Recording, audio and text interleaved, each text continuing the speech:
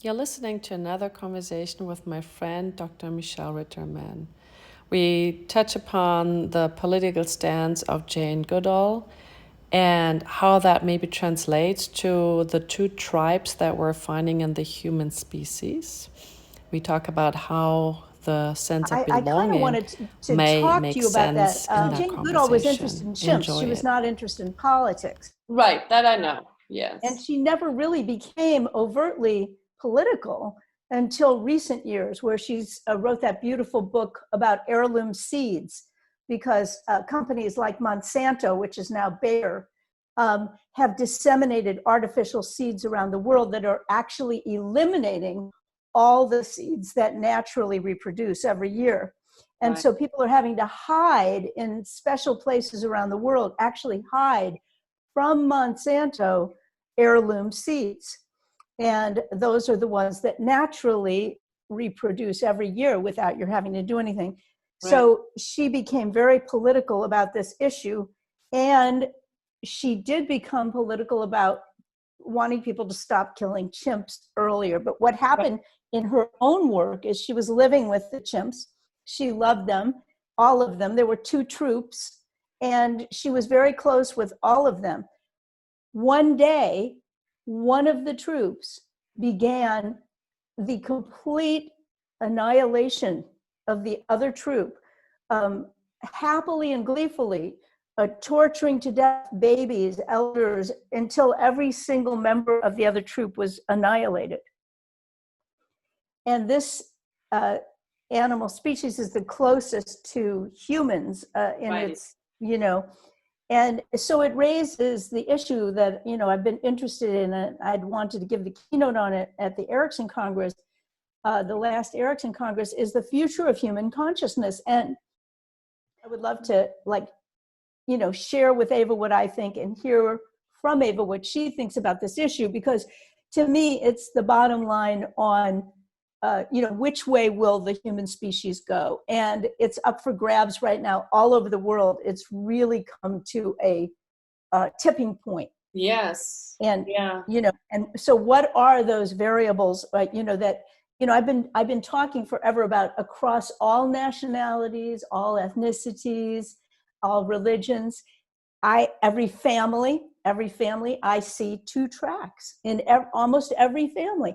One track of people that prefer kindness, prefer cooperation, and another track that is in love with control and power in a destructive way. Power can be used well, but this is destructive, abuse of power. And so I'm concerned about that. Like, it's really, what do we do? The species is at a crossroads, and one will be unto life and one will be unto the end of the planet. I thought Ava will have some thoughts on this. In my own family, I have the split of somebody knows best without any feedback, without any, and me, I think I always took the road of, how does this feel for you? And where are you coming from? And are you interested in how I feel about this? And can we negotiate about, different ideas? And is it okay to have different opinions and agree to not agree, to disagree, but we agree so that we can stay in connection? The point I want to make is within the own family that has a desire for connection, that where the glue is love, but obviously there's conditioned love and then unconditioned love. And if I take that, there are different tribes in its own family. Of course, it makes sense that we will find that also, different tribes, externalized out of the family and finding that in other people. So it does actually bring me, I mean, especially since I'm doing so much family therapeutic work, like, wow, what is the language that will actually help people to understand that with the best intentions, great ideas, we're creating so much harm? Yeah.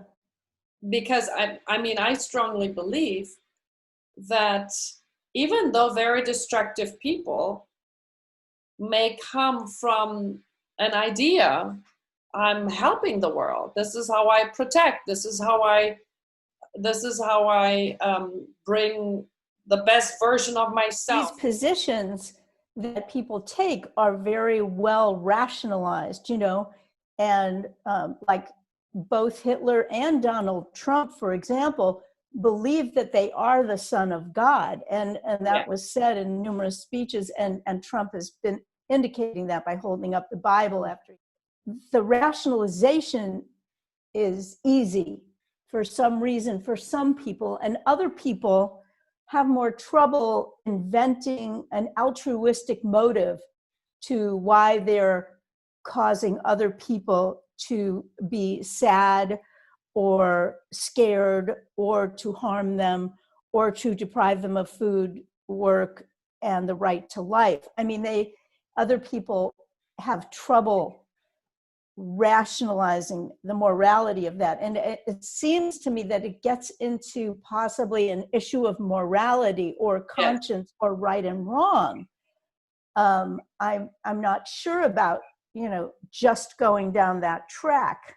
But I'm offering it for our dialogue as what about that? What about that as an issue? The man being buried yesterday, John Lewis, who fought for civil rights and was a pacifist, he was called the moral conscience of the Congress in the United States. Well, that moral conscience is gone. Right. So what are we left with then? And what does that mean?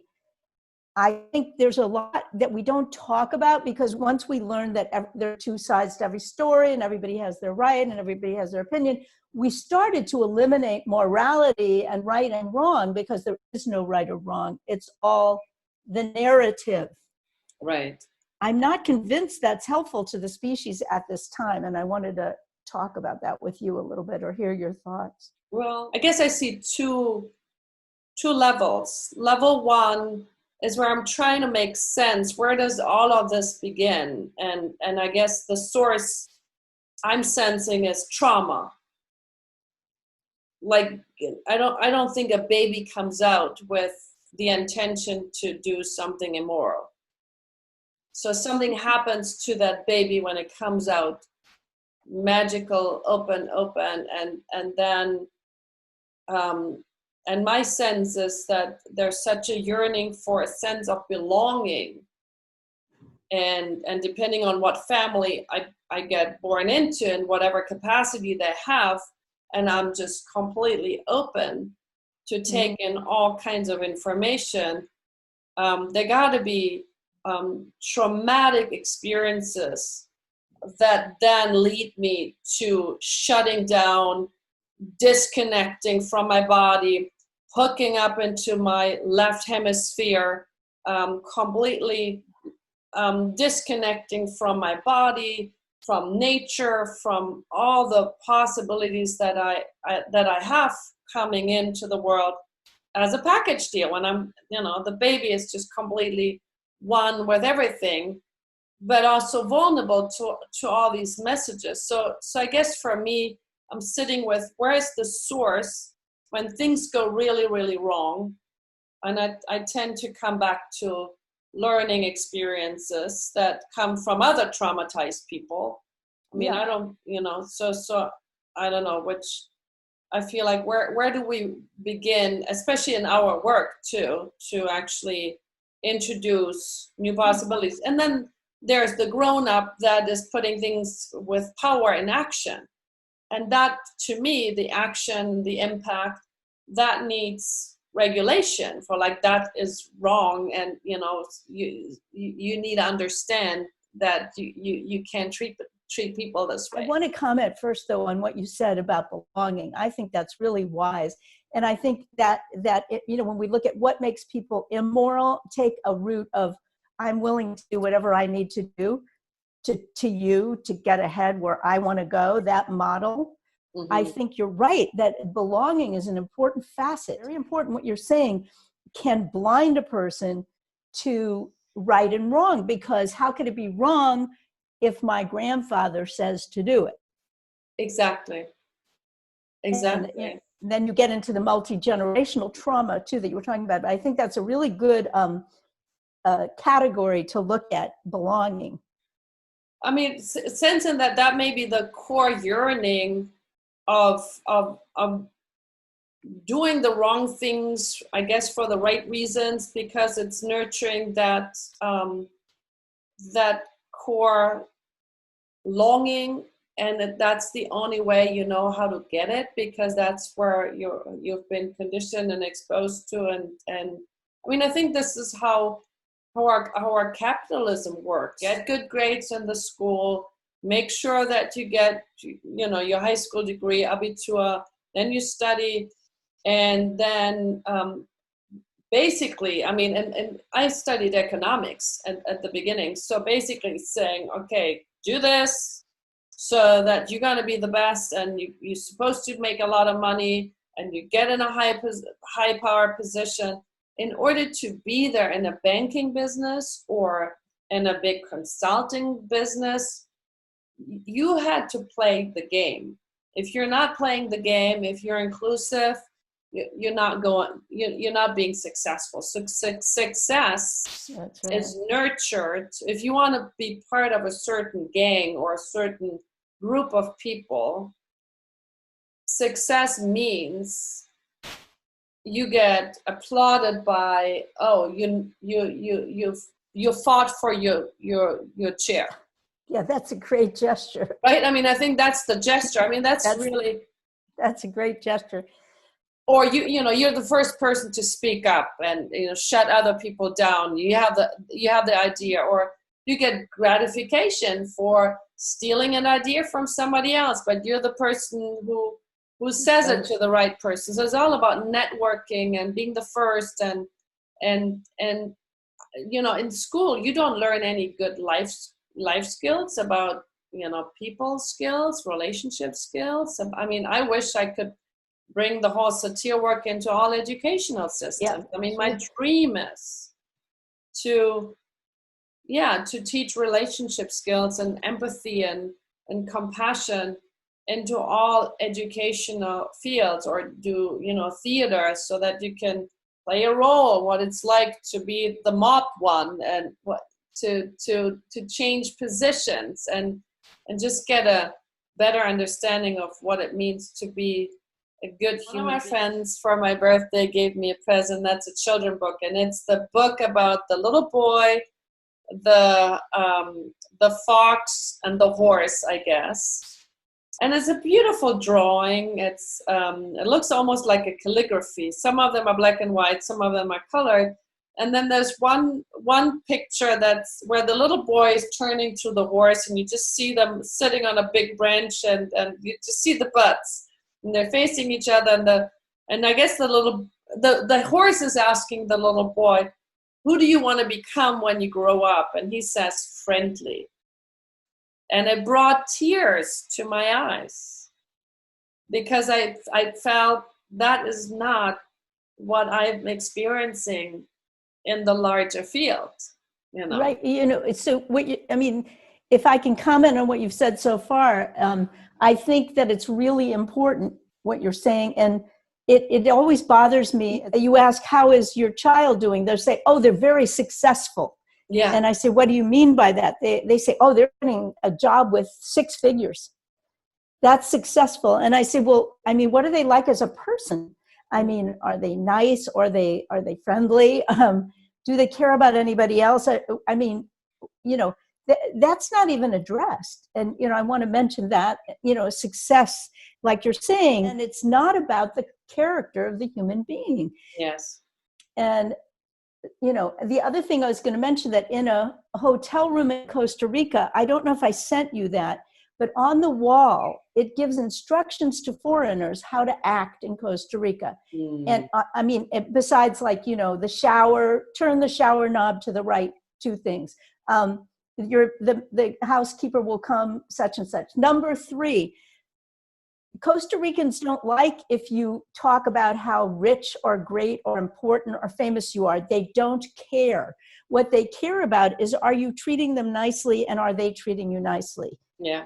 Rule number 5, if a Costa Rican offers you a service or an item to buy, do not try to ask them to give it to you for less. They're already giving you it at the best possible rate. They're giving you the best thing they have. Please do not insult them. Either take it or leave it. Right. Number 7, if they do something you appreciate, you don't have to tip, but it is nice if you do say thank you. These are things that foreigners have to be told. It's incredible, isn't it? I don't think, being a nice person is en vogue anymore. It seems No. like, What do you think about that, though? I mean, what do you think about that? Now, I hate to just refer to the United States, but AOC, the young woman, congresswoman who was called an effing B, but the man used the words outside of the halls of Congress by another congressman, gave a beautiful, beautiful speech about women and being a woman, and how she was treated by this man. He later did not apologize for what he called her and how he treated her and debasing he was in front of journalists and other Congress people. He instead said, I don't have anything to apologize for. I have a wife and I have 2 daughters. And she, in AOC, in her speech to Congress, said, I was not going to address Congress about him calling me an effing B at all. But when I came to Congress the next day and he defended himself by saying he's a husband and a father of females, I decided I could not keep my mouth closed, because here is a man who debased a woman. I'm younger than his youngest daughter, she said, and he hid behind a shield of women, justifying why he attacked a colleague in the workplace. That, she said, is what I want to bring to the United States public.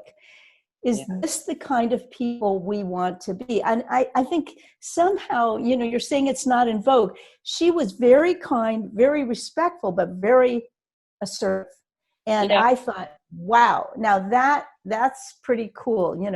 I would tend in the past to just walk away or just go away or just remove myself from such ugliness. But she confronted it, but in a beautiful, feminine, nurturing, loving, strong way. And I thought, now that is pretty impressive.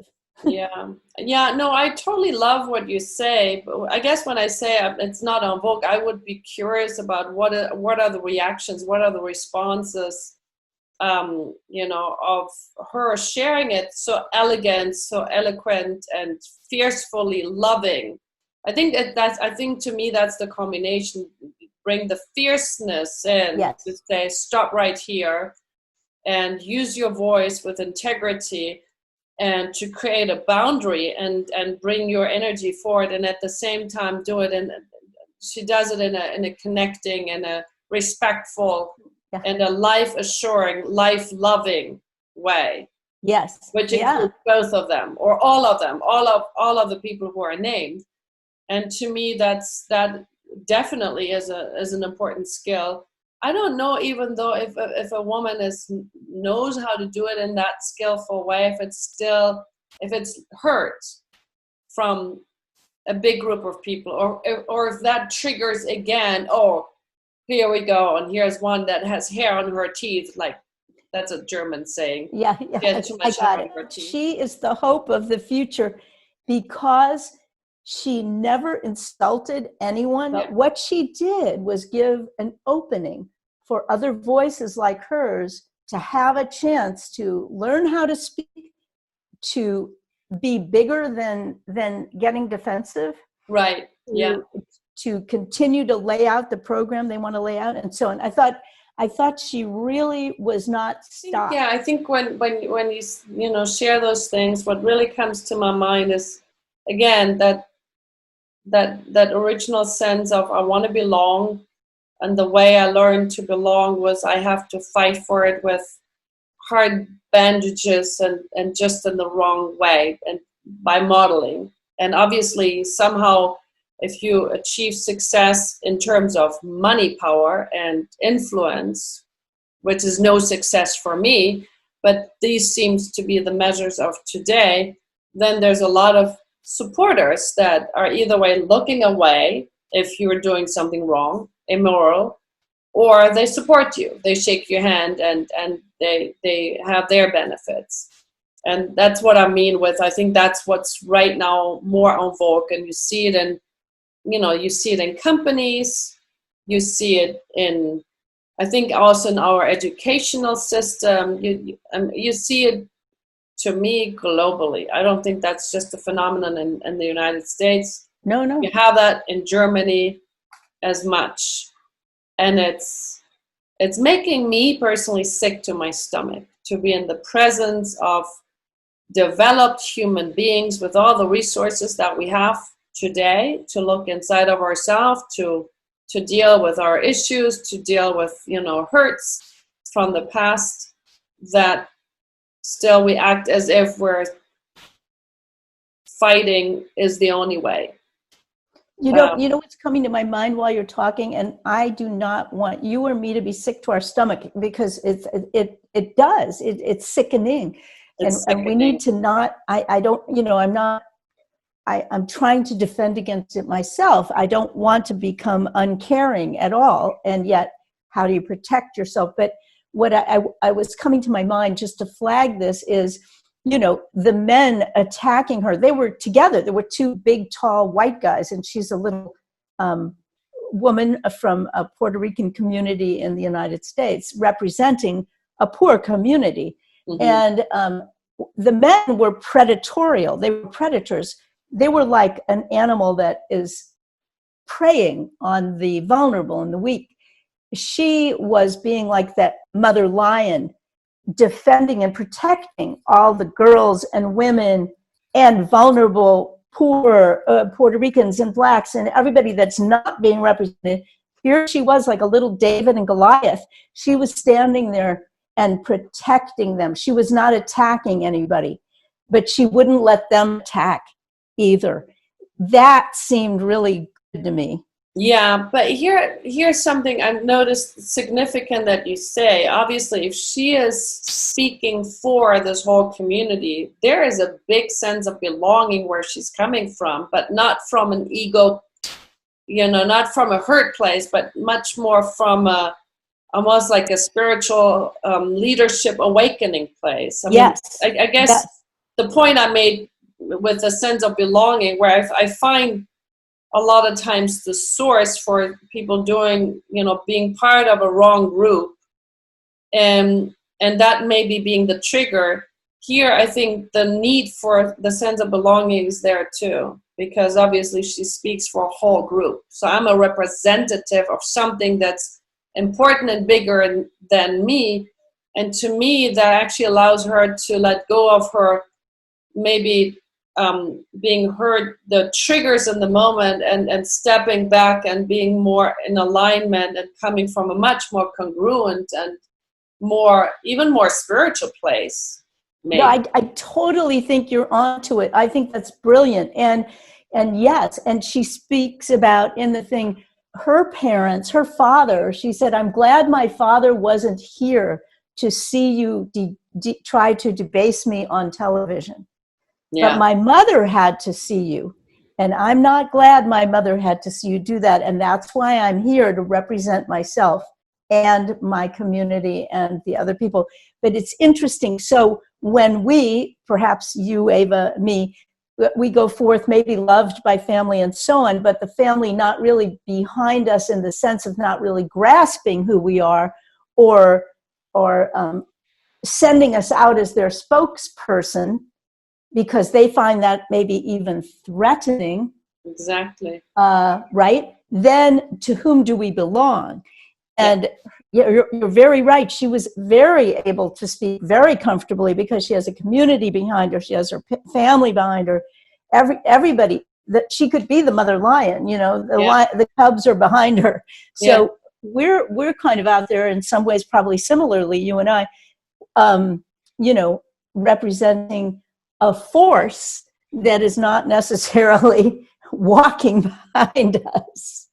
Exactly. And I think it does actually raise the practical question when you're in that, I guess, swimming against the stream of the mainstream and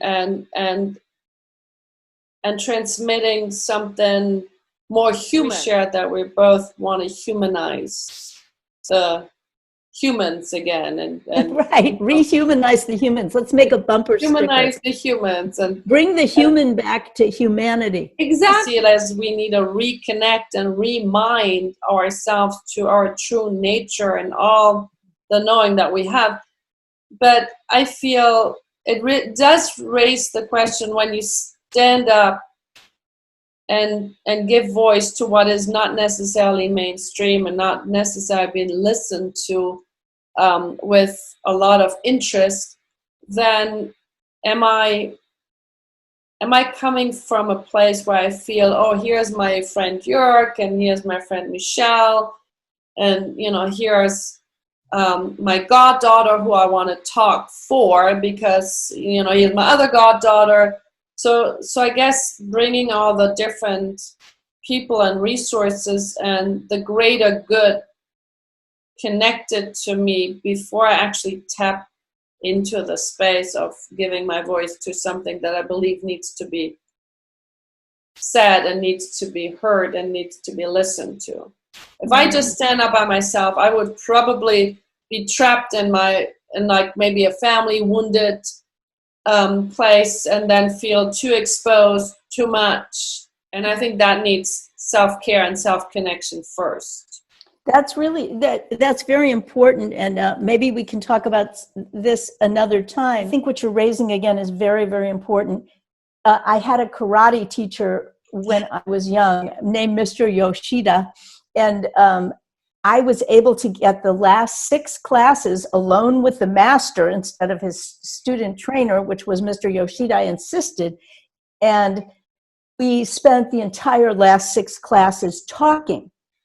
And he said to me, Dr. Ritterman, I think we know what your weapon is, and it's not going to be the moves I typically teach. So I'm going to teach you how to protect yourself without having to fight.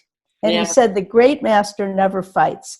She has a look in her eye that says, don't initiate a fight with me. But if you do, I will annihilate you in one blow.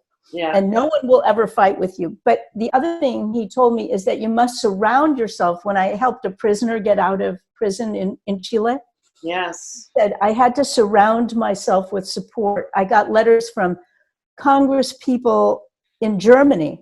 I wrote a book that was published in the German.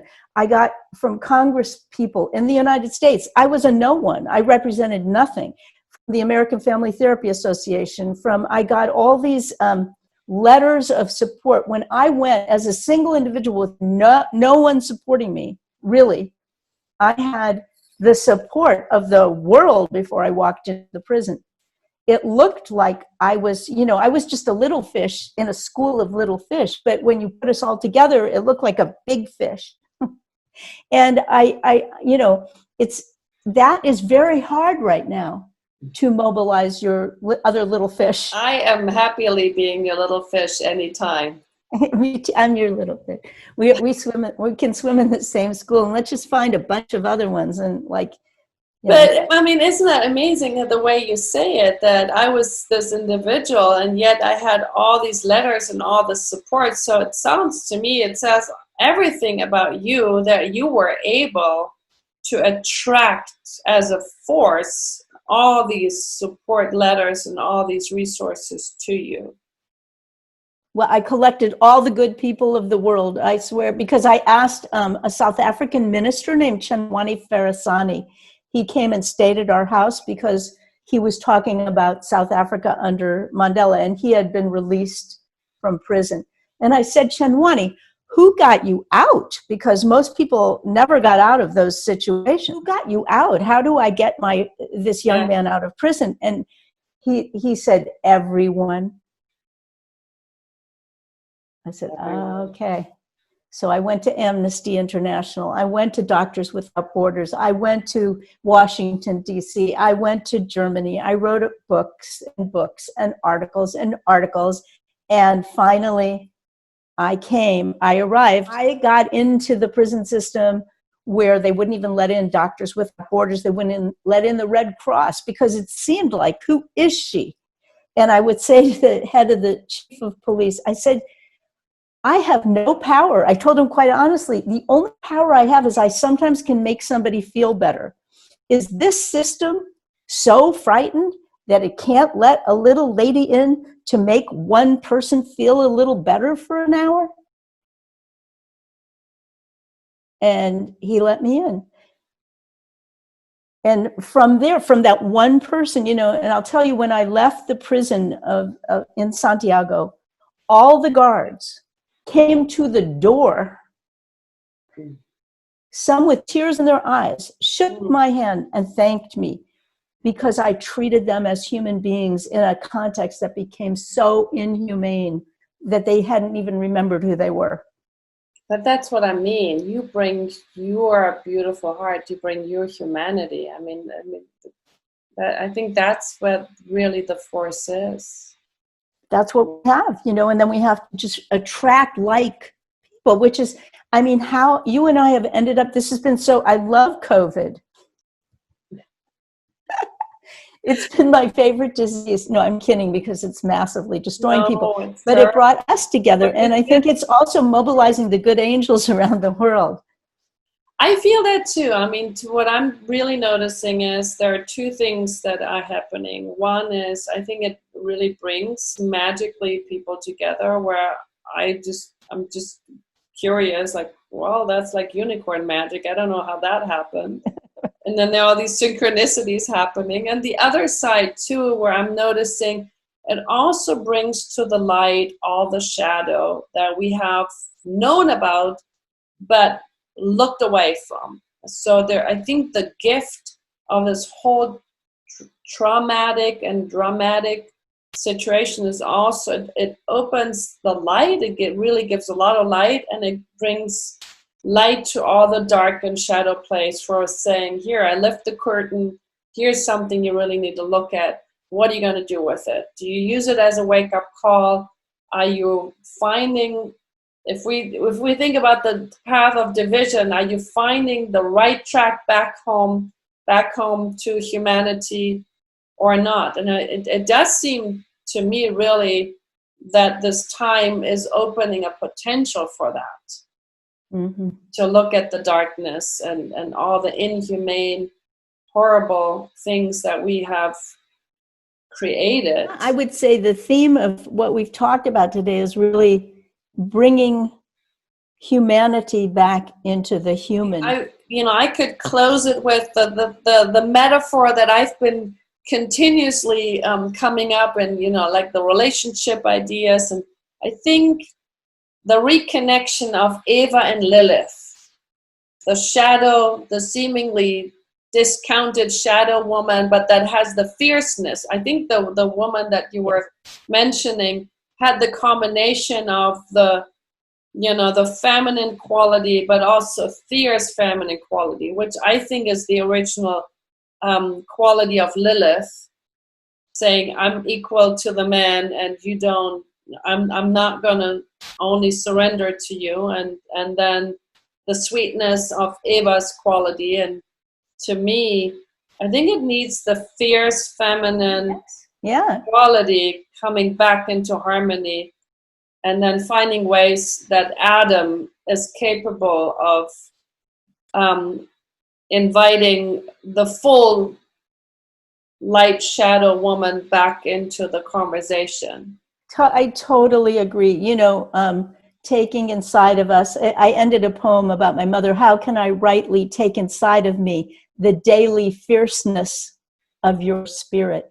And, to be fierce but kind. Yeah. And yes, I think that's absolutely right. And that is like the mother lion. Yeah. It's not, she's not really interested in attacking you, but she will not let you harm Yes. her cubs or whatever. Jay Haley had said of Milton Erickson, it was a good thing that he was a totally principled and good human being, because he could have used his powers for great destruction. Yeah. And instead he used them to heal. Yes, I love that. The fierceness and the kindness together, fiercely kind. And that's also what Mr. Yoshida, the karate master, said. He said, you convey such fierceness. Yeah. That no one wants to risk harming you, but it's protecting all your masterly goodness, you know. And I sense it comes from the inside, you know. Maybe if we really re-own our own Lilith, to use that metaphor, to take her out of the shadow and bring her back into our own inner paradise, to really live that one, I'm equal to you, and harmonize it with the Eva capacity, to use that only as a symbol, not to use my name. So the first woman gets to be who she decides to be. That's right. So you were named. That's right. Well, anyway, it's great to see you. And Lovely to see you too. All right. I'll talk to you soon. Sweet dreams. You too. Bye. Bye.